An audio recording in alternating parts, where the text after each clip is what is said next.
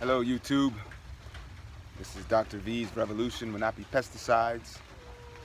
Today I'm doing a video. This is the 4th of July, our National Independence Day, and I'm going to do a video on just discussing my understanding of Independence Day, 4th of July, these kinds of things. So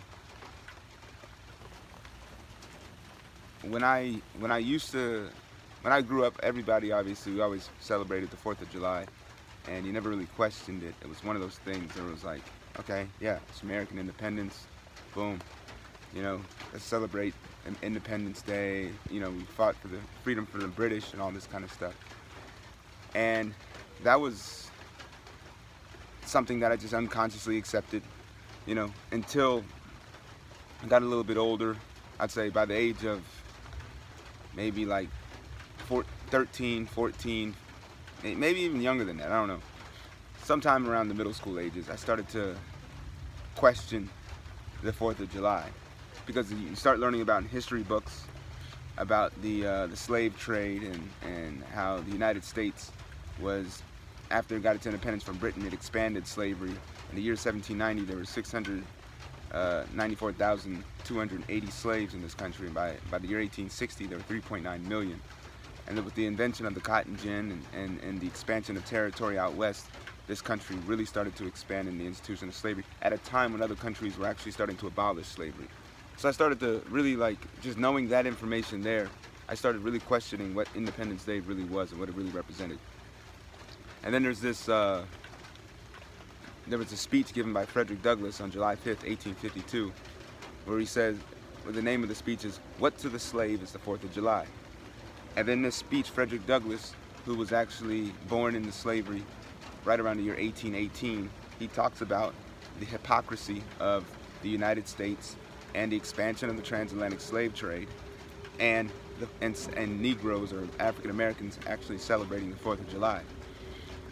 So then I started to get on this whole, when I started to look into this type of information, I started to get on this whole I don't celebrate the 4th of July type of attitude, and because it's, you know, it's the white man's holiday, and it's all this stuff. It's born on hypocrisy, you know, looking for other types of days to celebrate and everything like that.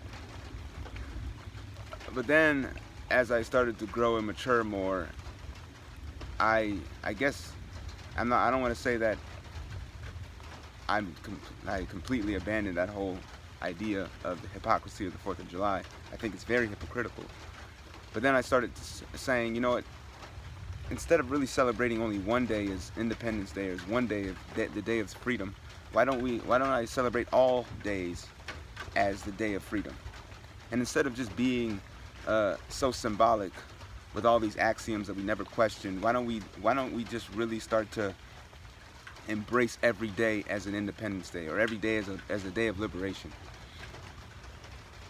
Because some of us are a lot more enslaved now than a slave prior to the year 1865 or prior to the year 1776. Some of us are enslaved to a lot of things. Some of us have a lot of vices. Some of us are enslaved to money.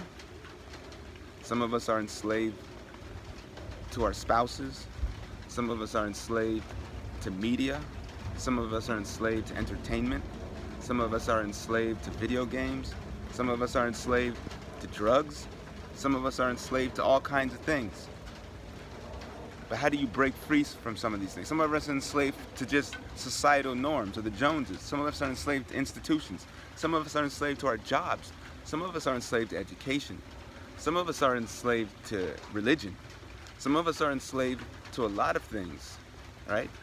Now, it doesn't mean that these things that I'm naming are inherently evil, but we all know when we get to that point where we break from that free spirit that we were born with, and we start fitting into these compartmentalized, molded boxes that have been predestined for us, and that we kind of just, instead of actually having the heart and the soul to break free from it, we go along to get along, because it's a safe or convenient thing to do.